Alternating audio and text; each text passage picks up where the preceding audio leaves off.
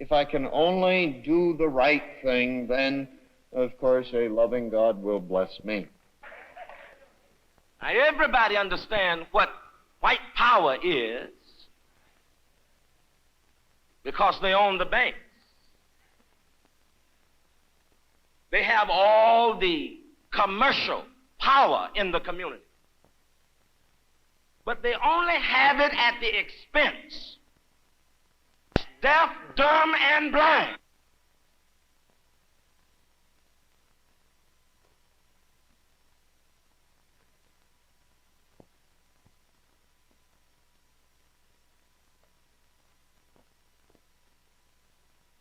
What Rochester represents, if you're asking, is Rochester unique or special as far as other American communities? The best way to understand Rochester is to think of Rochester in relationship to the other communities, other cities in the United States, and the same relationship that the United States is to the rest of the world in terms of affluence, opulence, sheer material security, and sheer smugness and arrogance. There is quite a contrast between the standard of living as far as the average Negro citizen is concerned as compared to the average white.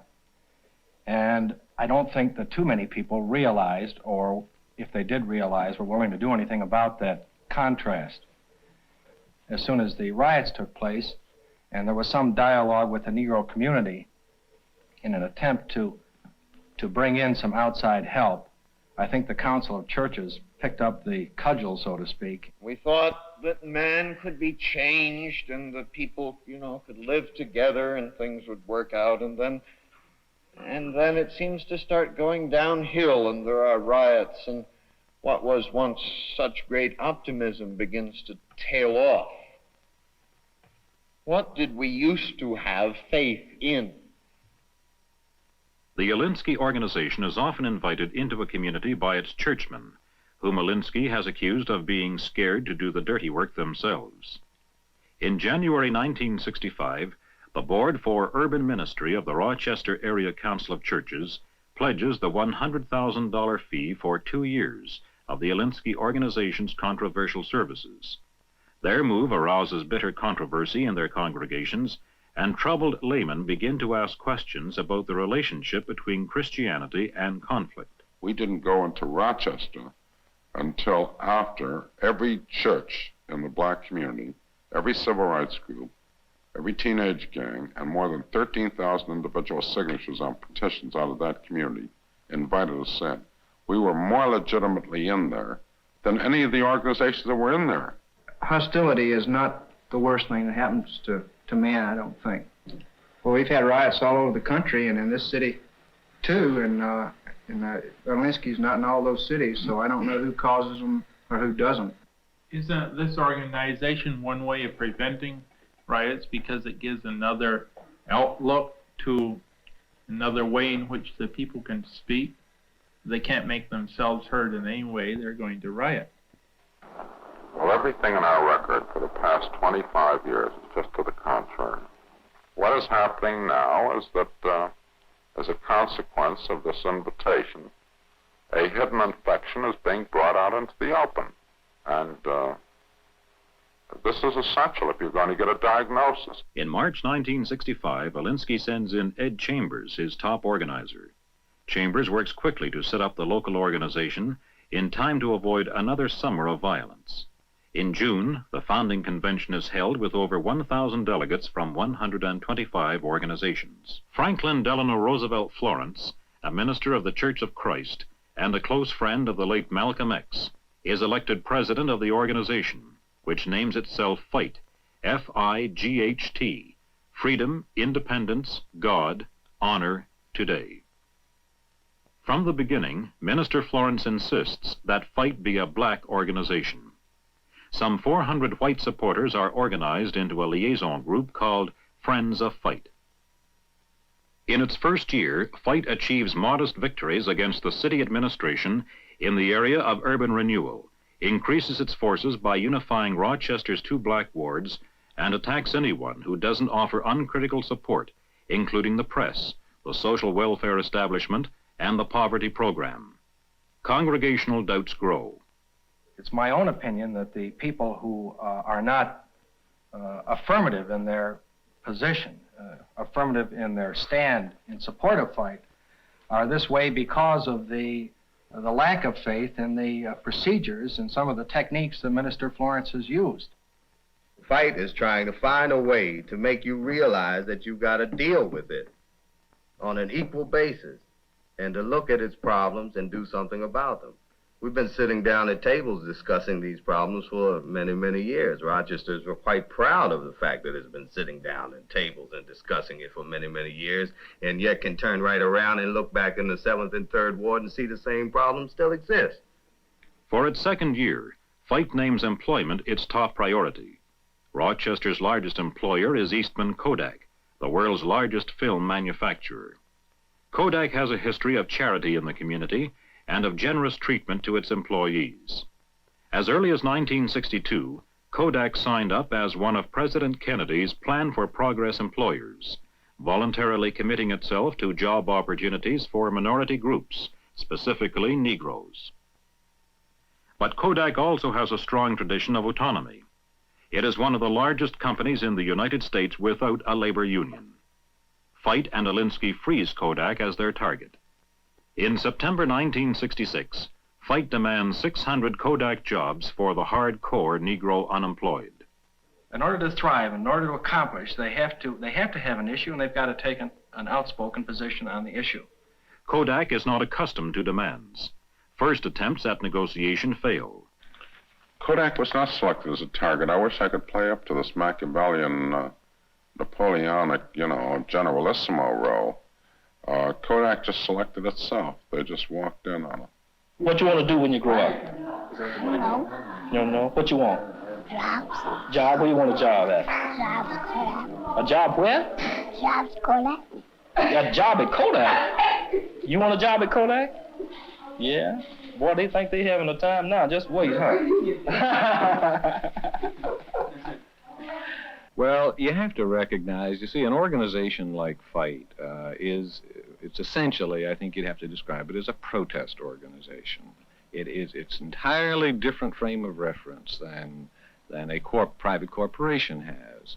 One of the problems has been for them to recognize the limitations under which we operate, which are many. Our responsibilities to government, to stockholders, to employees, to the public in general, to the many, many thousands of people who come to Kodak and apply for jobs on their own initiative every year.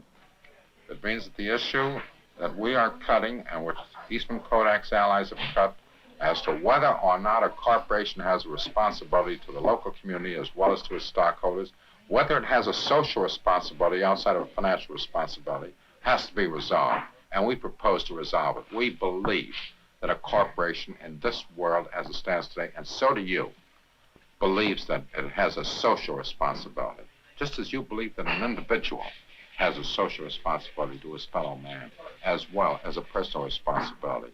Here, a simple issue is drawn, which was all that was drawn. This is the way life goes, which was simply to get Eastman Kodak to hire 600 Negroes who were unskilled and untrained, and to bypass the job applications test for which they never could have qualified, and with the understanding that the test itself was discriminatory in terms of the total social tradition whereby Negroes coming out of segregated schools, low-quality schools, etc., were not as prepared as whites of the same age period to take these tests.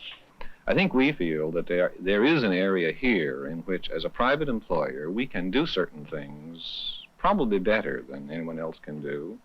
And as a leading corporation, we think that we can begin to perhaps create some demonstration projects to show some other people, hopefully, how they can participate in this kind of endeavor also.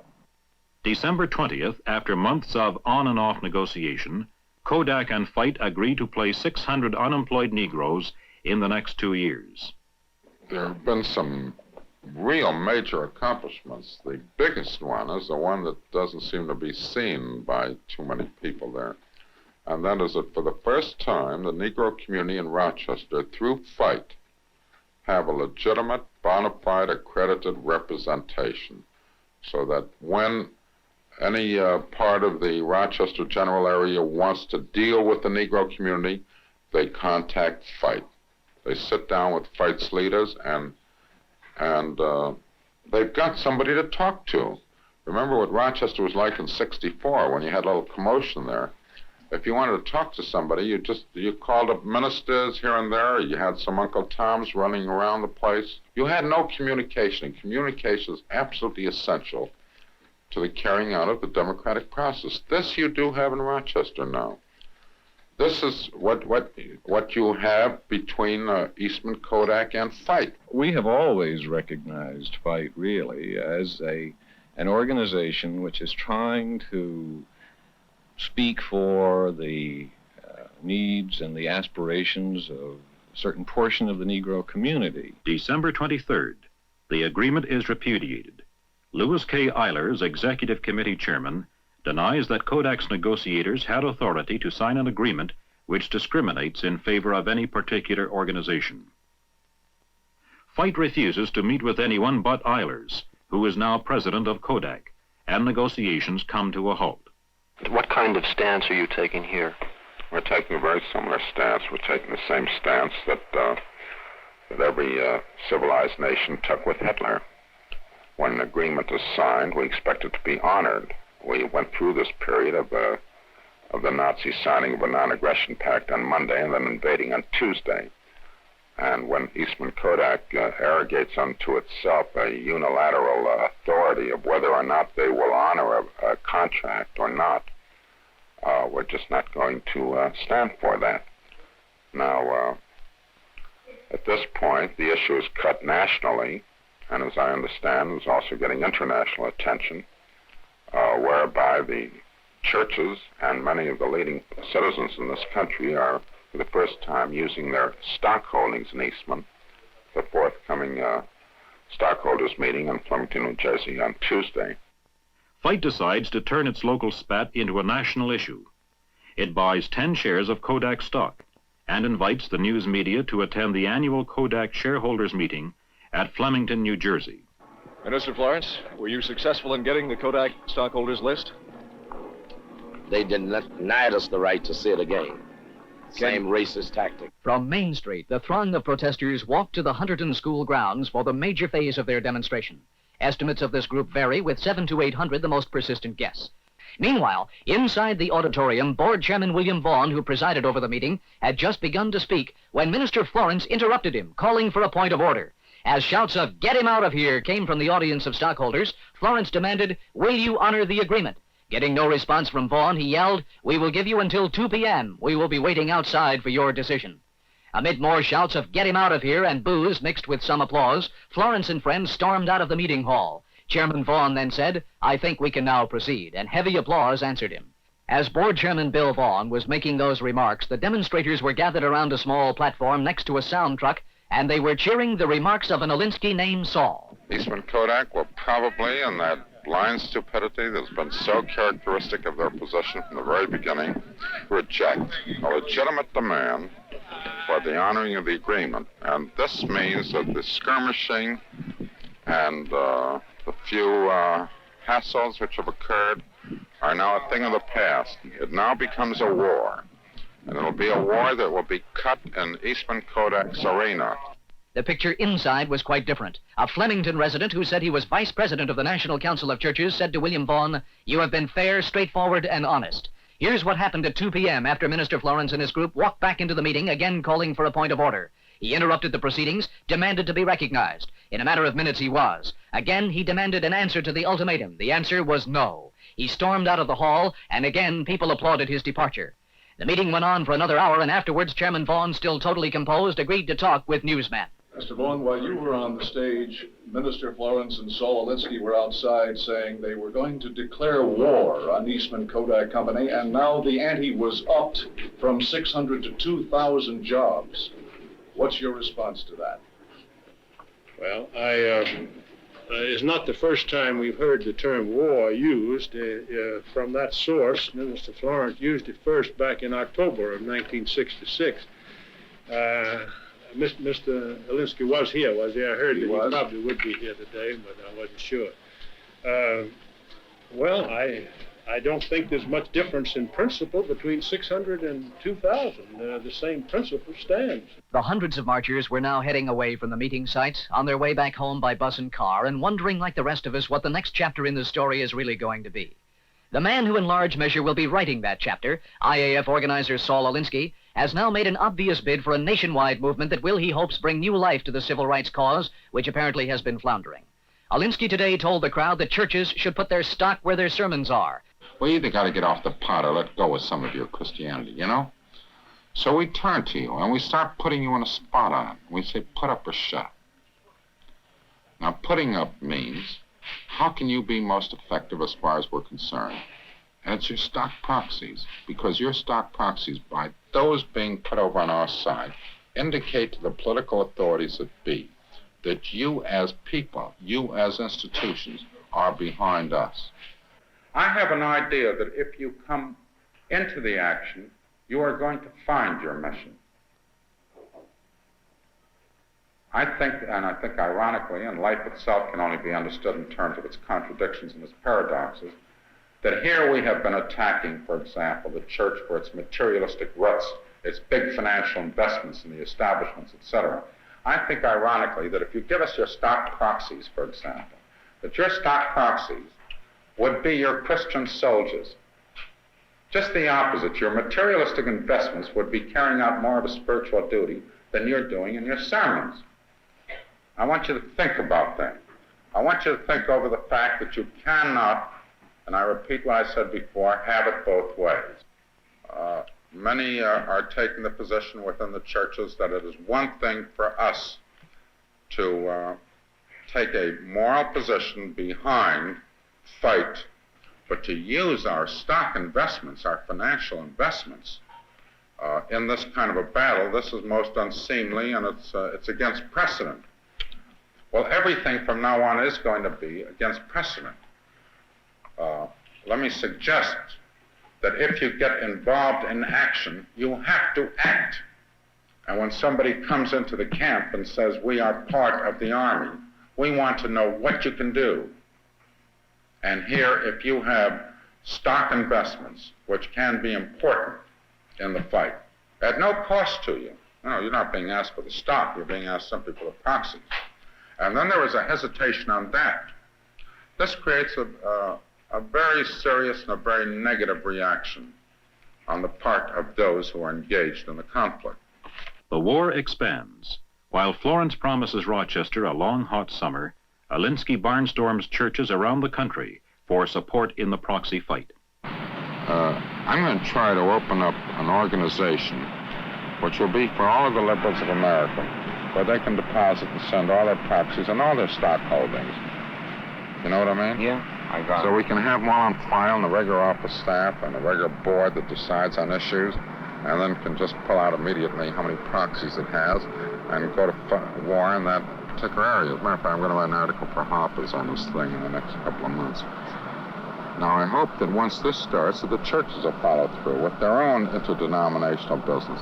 See, the hang-up I run into with the churches, for one thing, is a lot of the churches don't want to come out and tell me how much dough they've got, how much stock investment they got. It makes them look like, you know, big fat cats. And they don't want, Which they are. Well, you know, but it's bad for their public image.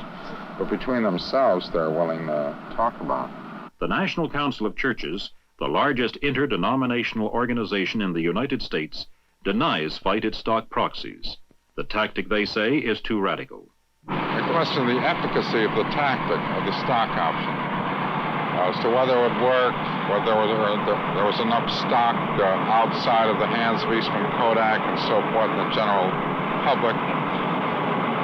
And our position all the way through was, look, we know there's no such thing as a perfect tactic. And we also explained some of what's behind this tactic. The fact is, they didn't want to do anything. And apparently, they didn't want us to do anything. But the one question, though, you know, it's very difficult to separate the church. And guys like Allers and guys like Vaughn, they are the church. And if the church is going to drag its feet on this issue, then there is no hope to revive the church in this century. It'll die just like the dogma that they're developing now. It'll die because they don't give any meaning, any action behind the thing they preach. Actually, what we're asking them to do is to practice what they preach. Now, power is always gone into two areas, those who have money and those who have people. We have nothing but people. But the politicians understand this. Now, it wasn't just the stock proxy fight, per se, because we don't expect, and I tell you this because this film is not going to be released until after the issue is resolved. We couldn't possibly win on a stock proxy fight because a whole new mechanism has entered the American financial field, which controls, which actually owns most of the stocks, and there's very little way in which we can get proxies out of it. And I'm referring to mutual funds. These are the operations that really have most of the stocks across the place. If you force an issue over too long a period, you can run into some real troubles. Let me tell you, one of the things that went through my mind when I decided the time had come to cut it as far as Kodak, I could see carrying the battle on and on another 6 months. But I know that people, after a while, get sick and tired of any issue, no matter what the hell it is. Anything repeated enough becomes a damn bore. One of the things I decided late that night was to negotiate before a word of what the way that some of the churches were folding got back to Kodak. That was the reason for the speed of negotiation. The church began to have to face up to the issue, and the chickens and the absurdities and the strange weirdos were separated from the real people. And believe me, there were some very real ministers there. The guy who was the head of the Rochester Area Council of Churches stood, and the chairman of the board of Eastman Kodak was a member of his congregation. He stood without wavering through the whole thing. Many of the other ministers held solid through there, even though they were taking a hell of a beating from their own congregation. It got so bad that one minister committed suicide, you know. Having decided, Alinsky makes his offer through Patrick Moynihan, a prominent sociologist who has been retained by Kodak as a consultant on urban affairs.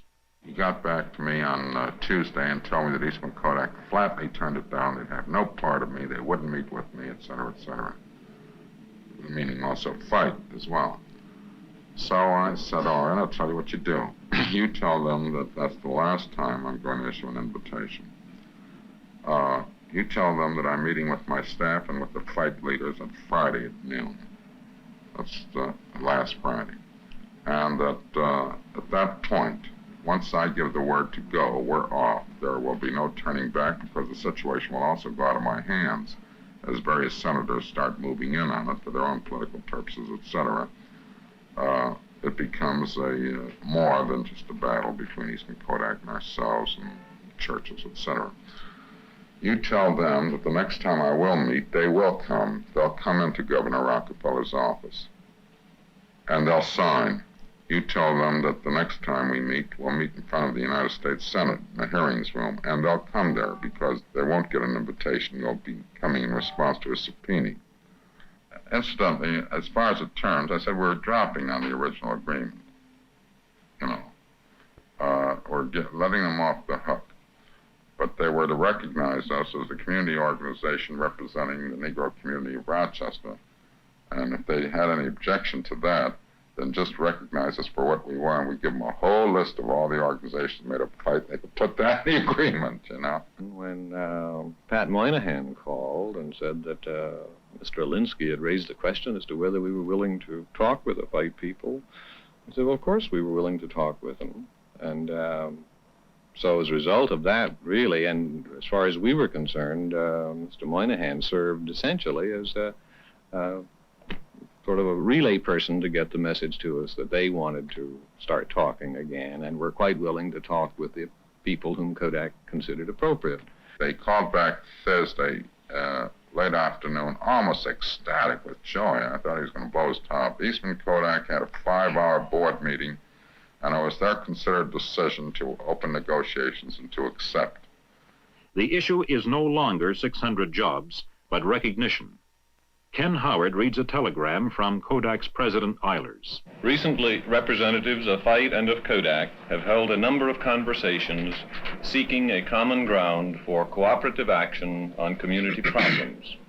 This telegram is intended to recognize the merit of these discussions and to review some of the ways in which Kodak and FITE can work together. As a result of these meetings, there now appears to be an opportunity to create better understanding and to work in mutual respect. Kodak recognizes that FITE, as a broad-based community organization, speaks in behalf of the basic needs and aspirations of the Negro poor in the Rochester area. It was suggested that FITE and Kodak establish a relationship under which Kodak would send employment interviewers into selected places in inner-city neighborhoods in cooperation with FITE. It also was suggested that it may be helpful to the people referred by FITE and employed by Kodak to have special guidance and advice from your organization. The recent meetings have demonstrated that with an atmosphere of cooperation, it is possible for us to work together constructively. We are sure you will agree that a continuation of this atmosphere is essential if any future efforts are to be successful. New leadership for FITE is to be elected shortly. We want to assure these new leaders that Kodak will be pleased to work with them in the same constructive climate that made possible the progress accomplished in the recent meetings. And it's signed Dr. L.K. Eilers, President. Gentlemen, can we ask you if this puts an end to what has been called the big battle between Kodak and FITE, or are there other things that remain to be resolved? For instance, a signed agreement, which you have insisted upon all along, Mr. Florence. Mr. Howard can answer that. Well, I think we have here the basis of developing a new relationship between FITE and Kodak. Minister Florence has received a telegram signed by Dr. Eilers, and on this basis, we hope to develop a new relationship.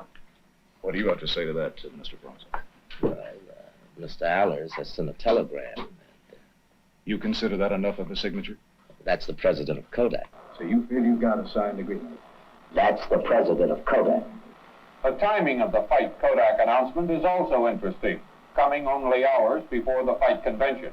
Yet this, too, results in conclusions. Both sides have reached an unprecedented level of cooperation, Kodak offering what it has from the very start of the talks. It would appear both have won a victory, Kodak by gaining a truce with FITE, while FITE has gained 6 months of national publicity by tackling one of the largest industries in America. Arriving in Rochester this afternoon by plane from Chicago was Saul David Alinsky, the guiding light of FITE. He told TV 10 News of his reaction to the Kodak-FITE agreement. This is not the kind of war that ended up in a victory that was anything else but a joint victory, actually. Both sides won, which was very unusual. Kodak came out from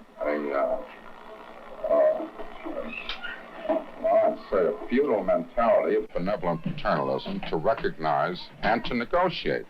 Both sides here should be congratulated, both FITE and Eastman Kodak. Well, you know what the past history in this town has been. And to now work with a people in a form of mutual dignity, and to start setting up a pattern whereby private industry can take the initiative, working jointly with organized local communities, and not through these professional puppets, these little, it's difficult to put it in language that, that you can carry on the air. Things like the Urban League here, and these settlement houses, these parasites that feed off the poor, and these little, I call them pimps of poverty. Do you think this will have any effect on the long, hot summer that was promised in that letter from Minister Florence to Kodak? I think it will have a tremendous effect. The FITE organization representing the poor of Rochester, we take new hope. Black men today walk taller in this community.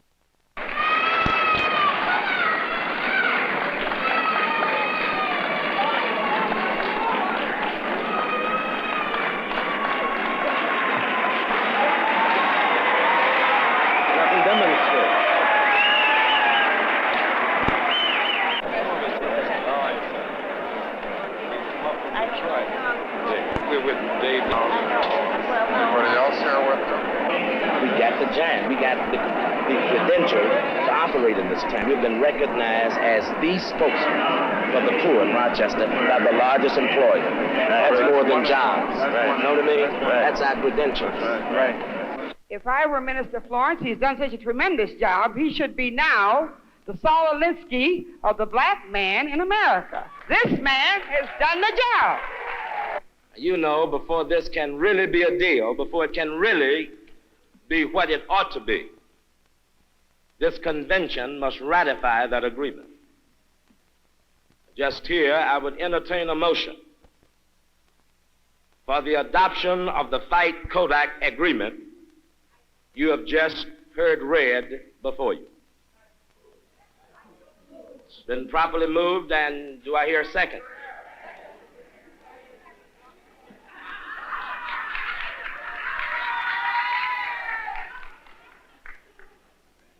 All in favor, say aye. Those opposed, just left.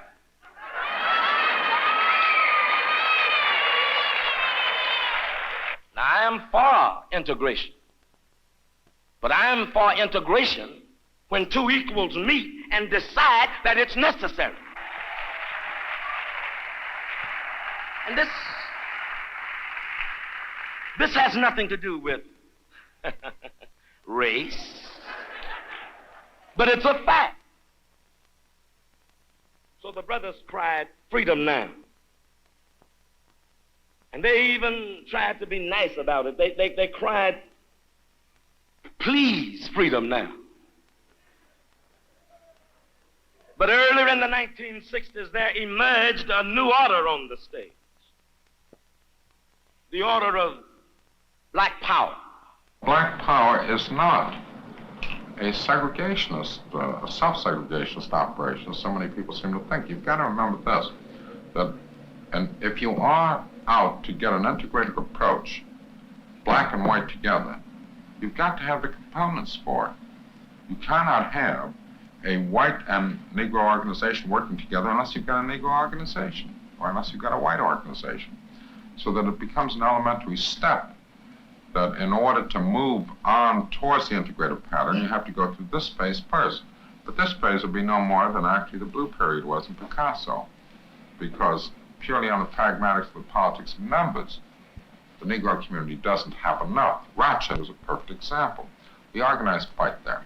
If we organize every single Negro in Rochester, that means 35,000 out of a total metropolitan population of 400,000. So obviously, our potential as far as goal achievement is limited.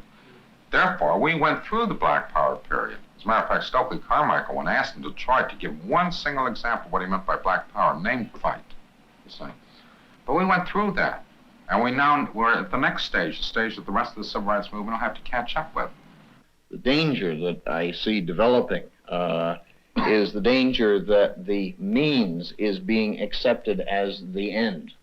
That you create, in other words, you create an all-Negro organization so that the Negro can stand on his feet and work toward, significant integration in the society.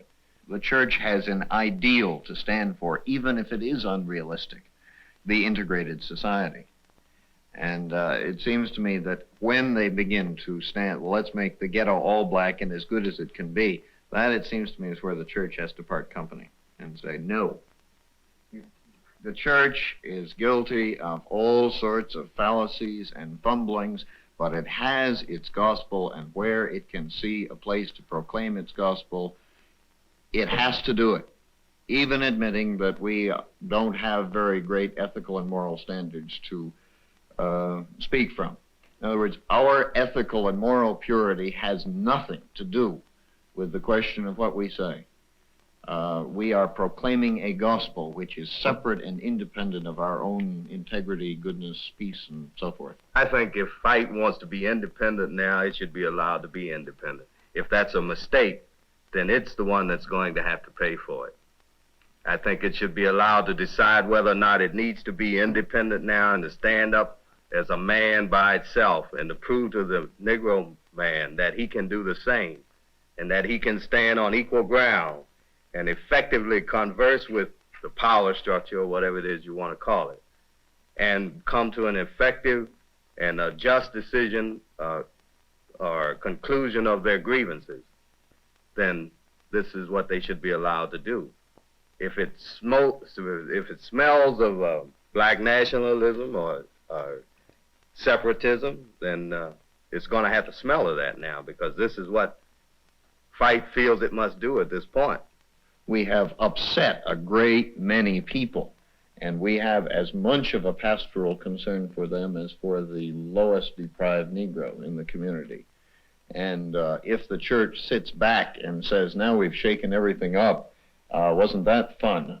We will have really not fulfilled the mission of our Lord. We have a tremendous piece of work to do in trying to understand the anxieties and concerns of the people who are part of our own local churches and who are not at all convinced that Fight and Alinsky did anything good. Alinsky has done what he came here to do. It was his announced purpose to create the Fight program, to set forth the areas of conflict in Rochester, and to bring these issues into focus by a confrontation between the Negroes and the white community. And I think as soon as he did that, as soon as the Negroes rose to their positions on the issues and the whites rose to their positions, and there was some dialogue and some results, and the fever went from 100 to 105, then Alinsky has done what he came here to do, and there are some people that are grateful that he's leaving. And I think Alinsky would say, I've accomplished what I came here to do. After the Kodak fight was over with, I announced that we would be organizing a Proxies for People organization. All liberals could send their proxies, and you know, want to know what's happened since then? We haven't even set it up. We're not going to be able to set it up until fall. We've been inundated with mail from all over the United States. We've had a hell of a postage bill just sending back proxies that people have just been forwarding. Not only proxies, but letters from all over people saying, I have $25,000 to invest. Will you tell me which stock you think I ought to buy? Which proxies you think are more important? Should I buy Dow Chemical so you'll have $25,000 worth of proxies to go in on their stockholders meeting? You know, you come in on a stockholders meeting, Dow Chemical, with a couple of $100 million worth of proxies. This is where you really get Dow Chemical on what you would call the short hair is over against these universities, you know, little picketing parties go on and so forth. But you can begin to see where you got an opening, where you got a handle you can grab on. And immediately, as a large part of these white liberals start seeing this for the first time, they get turned down. So that already in Los Angeles, you had meetings of people who were setting up Los Angeles Proxies for People. And they're already sending in questions about, we think that we ought to have a representative on the national board to decide which corporations should be hit on the thing. We think we should have representation. We haven't even set up anything yet. What I saw as I started going down this corridor on this new tactic was, here were the mutual funds of America with more than $40 billion worth of holdings, big chunks of Kodak stock, lots of proxies. Couldn't get into them. There was General Motors with a big piece of Kodak. DuPont with a big piece. So you start, as you're going through this jungle, this is the way tactics really are born, you know, the way things happen. They happen, you start off for one thing, and then a door opens off the hall, and you see sort of a whole new world there. So throughout the Kodak fight, I kept sort of wistfully thinking, geez, if I had a big chunk of Kodak, of General Motors stock, mutual stocks around the place, and they have proxies, they have stockholders meetings, just like Kodak has. you can see yourself, for example, going into a General Motors meeting at the time of the Kodak fight and saying, with $80 million worth of proxies, $100 million worth of proxies, and getting up and saying, now, speaking for $100 million worth of stockholders, I understand, or we understand, that General Motors owns a large piece of Kodak. We want you to persuade Kodak, the way you know how to persuade people, that they should discharge their corporate responsibilities to the local community, to the black ghettos in Rochester. So you know what would happen? Immediately the chairman would say, you're out of order. So I'd say, all right. Now, speaking for $100 million worth of stockholders in General Motors, we want to know whether or not we're holding stock in an automobile production corporation or in Murder Incorporated. According to Ralph Nader, immediately, the chairman's going to say, you're out of order. We were talking about Eastman Kodak, so you're back in the ballpark again, And the same thing on the mutual funds. There was a chance to really be able to get in there and play mass jujitsu with all these vast corporations. And furthermore, this is a corporate economy. You've got to deal with the corporations. You've got to stop this business that every city is doing through the country of you picking those blacks that you designate as representing the blacks living in that community. You've got to stop playing King George III, which is what he did with our colonies when he said, I don't know what you're talking about when you say no taxation without representation. You've got representation. I have appointed your representatives. That's precisely what the establishment in every city in the North has been doing, appointing Uncle Toms and people who are on their payrolls, as Kodak told me 3 years ago, my first confrontation with them.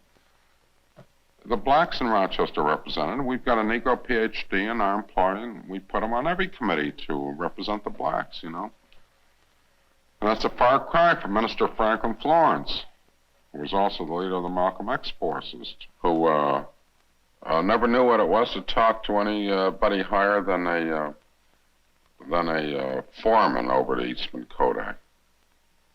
Never even knew there was a board of directors, stockholders meetings. These were a strange world to him. And within 2 years from the time of his involvement in the organization, he'd be standing up at an annual stockholders meeting in front of the mass media of the nation, pointing his finger at the chairman of the board of Eastman Kodak and saying, I'm giving you an hour to make up your mind one way or the other. This is the development. It's a revolutionary change, a revolution in itself of what happens within people on this thing. What the issue then cut into after Kodak gratuitously and with a subconscious desire, I suppose, to become part of the democratic society, when they canceled out on the agreement, it permitted the real issue of representation, of recognition, because that meant not just in the area of jobs, that meant in the area of recognition and dealing with FIGHT and its elected or selected representatives, instead of with front organizations like the Urban League, which was brought in by Kodak to try to stop FIGHT. Now, this meant recognition in terms of setting up business enterprises that would be black-owned in the community. It meant changes in the economy that would go far beyond just a matter of a few hundred jobs. And this is what came out of that battle. Once recognition was established, Kodak and FIGHT began regular meetings in terms of proposed joint business ventures. The same thing is going on now with Xerox. FIGHT, as a consequence, has been recognized across the board as the spokesman for the black ghetto. This is what they got. They broke loose out of the shackles of colonialism, literally, to become an independent sector of society there. You see it in the field of urban renewal. You see it in poverty programs where they got their own appropriation for their own program, where they're speaking for themselves now without any of these phony stand-ins, This was the consequence of it. It was a rough fight.